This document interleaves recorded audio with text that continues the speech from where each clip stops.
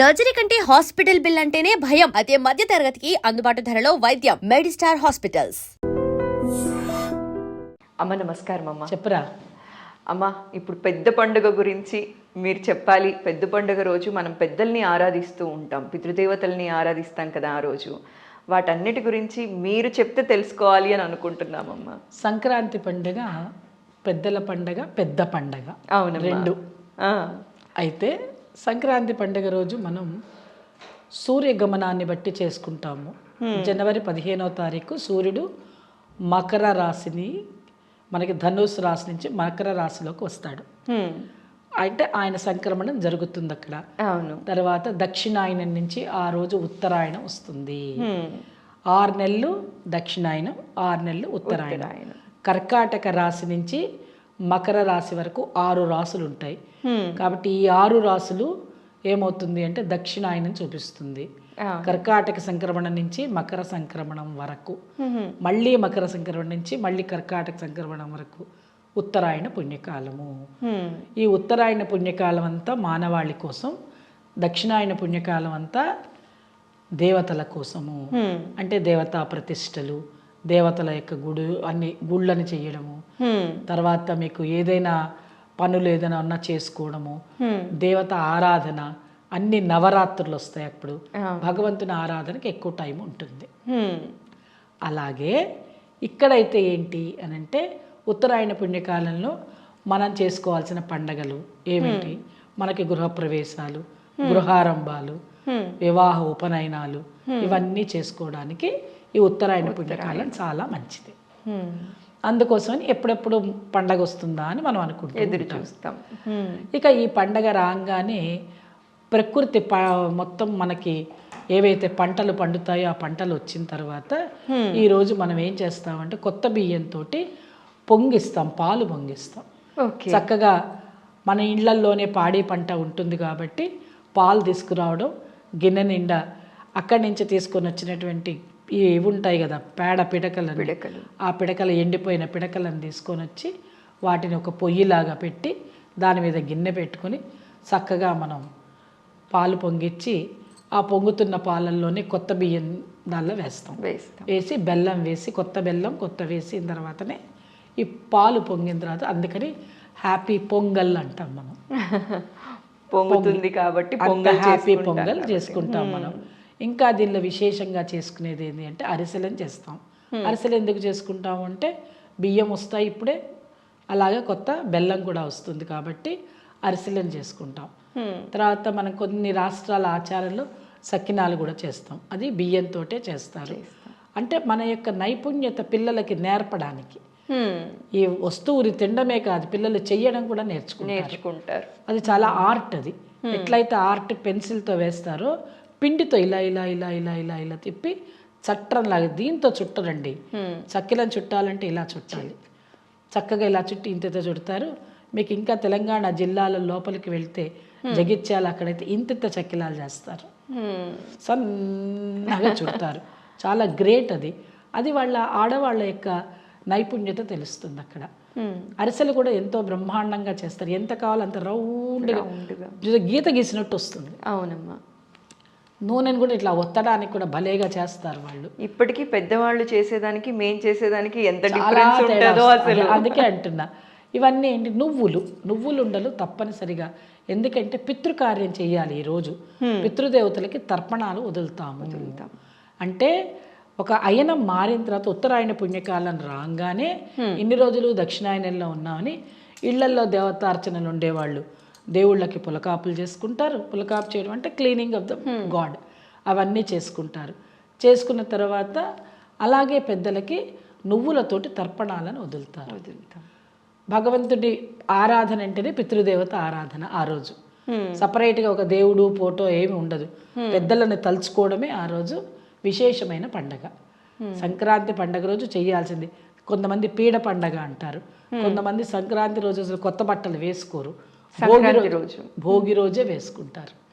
ముందు రోజే అన్ని వాళ్ళ తలంట్లు పోసుకోవడం, కొత్త బట్టలు వేసుకోవడం, స్వీట్లు హాట్లు చేసుకోవడం, అల్లుళ్ళకి బట్టలు పెట్టడం, ఇవన్నీ ఆ రోజు చేసుకుంటారు. సంక్రాంతి రోజు పెద్దలకి పెడతారు. అందుకని ఆ రోజు చక్కగా ఇంట్లో పెద్దలను తలుచుకోవడం అనేది ఒక విశేషమైనటువంటి కార్యక్రమం. ఇక ఆ రోజు ఈ పొంగళ్ళను తయారు చేసుకోవడం, ప్రకృతి నుంచి వచ్చినటువంటి పంటని, ధాన్యాన్ని, ఏమేం ధాన్యాలు ఎలా వచ్చాయి ఏంటి ఇవన్నీ చూసుకోవడం, అందరూ కలిసిమెలిసి ఉండడం, ఇంతటి ఖగోళంలో వచ్చినటువంటి చిన్న మార్పుని మనం పెద్ద పండగగా చేసుకుంటాం. సంక్రాంతి పండగ అంటే కాలం మారుతుంటే దానికి అనుగుణంగా పండగలు వస్తాయి. ఇంకా దీనికి తిథి వార నక్షత్రాలు ఏమీ ఉండవు. ఇప్పుడు మనకి ఎప్పుడు అదే కాంట్రవర్సీ వస్తుందిగా, పండగ అనగానే నవమి ఉంటే కృష్ణాష్టమి అనగానే అష్టమి ముందు రోజు చేసుకుంటారా, పక్క రోజు చేసుకుంటారా, ఎక్కువ అదే వస్తాయి. 2 రోజులు పండగలు. కానీ దీనికి అలా అనడానికి లేదు. ఎందుకని సూర్యుని యొక్క గమనాన్ని అనుసరించి చేసుకునే పండగ కాబట్టి 15వ తారీఖు తప్పనిసరిగా మకర సంక్రమణం అవుతుంది కాబట్టి ఆ రోజు సూర్యగమనాన్ని బట్టి మనం పండగ చేసుకుంటాం. ఎంత ఆనందం చూడండి. ప్రకృతిని మనము నిర్ణీతంగా చూసుకుంటూ, మళ్ళీ ఇంకా జాతకాలు లేవంటారు, గ్రహాలు లేవంటారు, అవి లేవు ఇవి లేవు అంటుంటారు. మరి ఇవన్నీ ఎలా వచ్చాయి? అన్నీ ఉన్నాయి. మనం తెలుసుకోలేక, మనం చూడలేక, అందువల్ల ఈ బాధలు కష్టాలు వస్తున్నాయి మనకి. లేని పక్షంలో ఇంత ఇబ్బందులు కలిగేవే కాదు. దాని తర్వాత మనం ఇవన్నీ చేసుకున్న తర్వాత ఆ అరిసెలు, తర్వాత నువ్వుండలు చేసి అందరికీ నువ్వులుండలు పంచి పెడతారు. నువ్వులుండలు పంచినప్పుడు తీసుకోవచ్చా? అదే అందరికీ ఇదొక డౌట్. నువ్వుండలు విడి రోజుల్లో తీసుకోరు, ఈ సంక్రాంతి పండక్కి తీసుకుంటారు. తీసుకోవడం వల్ల అశుభం. నువ్వులని తీసుకుని నవ్వుతూ మాట్లాడు. నువ్వులని తీసుకోండి నా చేత్తోటి, మీరు చక్కగా నవ్వుతూ మాట్లాడండి. ఎందుకంటే మన ఇద్దరికి మధ్యలో మంచి సంబంధ బాంధవ్యాలని కలిపేదే నువ్వులు. నువ్వు అనేది చాలా, నువ్వులు అనేవి శరీరానికి అత్యంత అవసరమైనటువంటివి. అటువంటి ధాన్యం పండి చేతికి వచ్చిన తర్వాత నువ్వులని ఏదో శనికి ఎందుకు వద్దంటారంటే, శనికి ప్రతీక నువ్వులు. ఈ శనైశ్చరుడికి ఏదైనా నైవేద్యం అంటే ఇదే పెడతాం, నువ్వులను పెడతాం.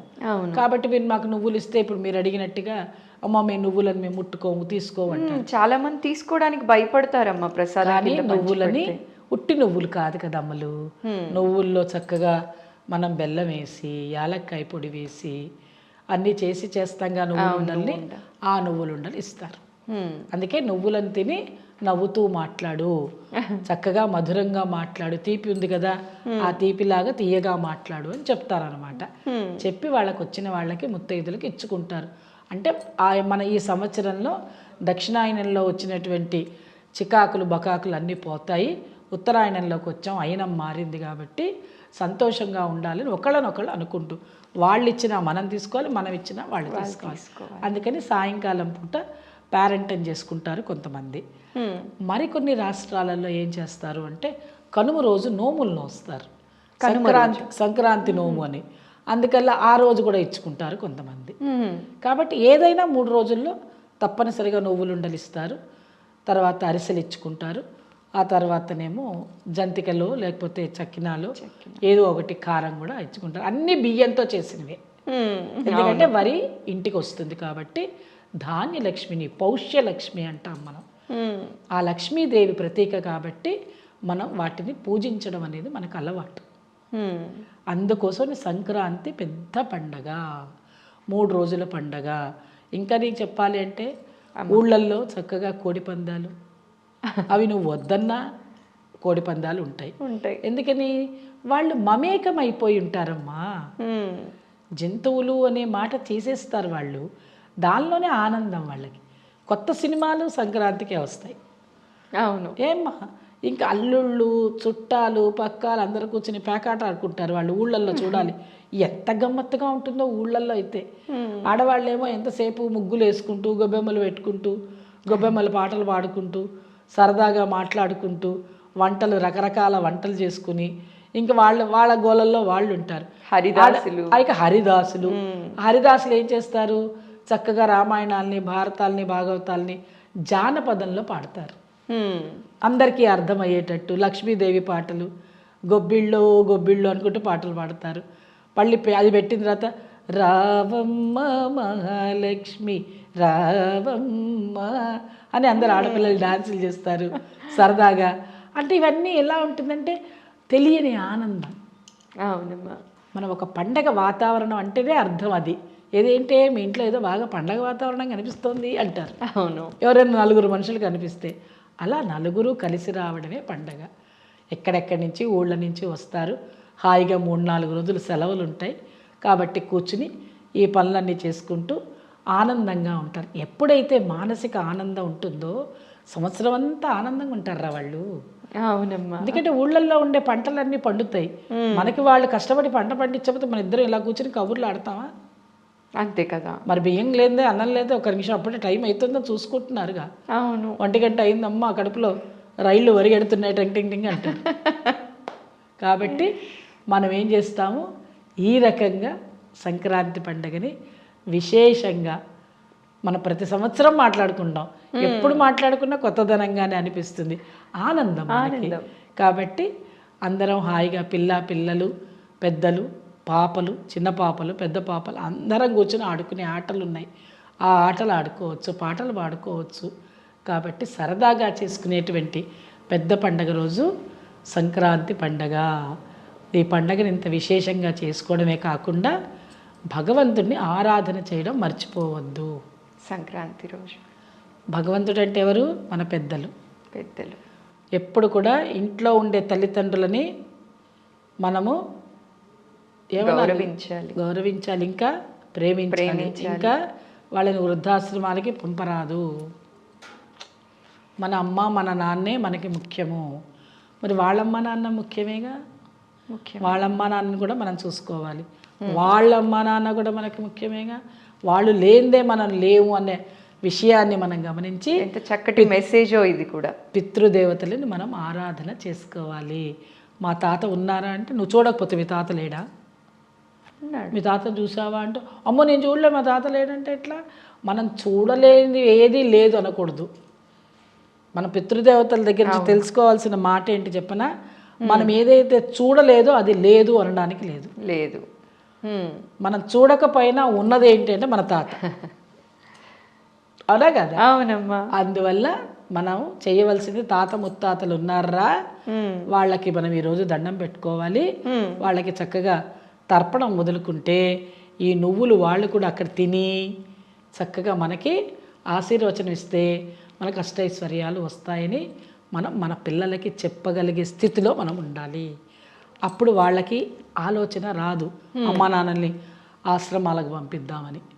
మనం నేర్పితేనే కదరా వాళ్ళకి తెలిసేది. నాన్నంటే అమ్మంటే ఏదో పెంచే యంత్రాలు అనుకోకూడదు. అలాంటి విషయాలను మనం వాళ్ళకి చెప్పాలి. ఈ పండగ ఆంతర్యం చూడండి అమ్మా, చెప్పకనే చెప్తున్నారు. అది పితృదేవతల విశిష్టత గురించి చెప్తూ వాళ్ళని ఆరాధిస్తూ తల్లిదండ్రులని మనం ఆరాధించాలి అనేది ఒక పండుగలాగా చెప్పుకుంటున్నాం. అది ఈ రకంగా మనం చక్కగా సంక్రాంతి పండుగని చేసుకుంటాం. ఎంత చక్కగా ఎక్స్ప్లెయిన్ చేశారమ్మా సంక్రాంతి విశిష్టత గురించి, దాని వెనకనున్న సైన్స్ గురించి, ఎలా సెలబ్రేట్ చేసుకోవాలో మా వాళ్ళకి అర్థమయ్యేలాగా మీ మాటల్లో చాలా చాలా సంతోషంగా ఉందమ్మా. మీ విలువైన సమయాన్ని మా కోసం ఇవాళ కేటాయించి ఇవాళ విచ్చేసి సంక్రాంతి విశిష్టత అర్థమయ్యేలాగా చెప్పినందుకు మరోసారి ధన్యవాదాలమ్మా. ఐ డ్రీమ్ ప్రేక్షకులందరికీ కూడా సంక్రాంతి శుభాకాంక్షలు. మీరందరూ మీ కుటుంబ సభ్యులతో చక్కగా సంక్రాంతిని వేడుకగా జరుపుకోవాలని మనస్ఫూర్తిగా కోరుకుంటూ నమస్కారం.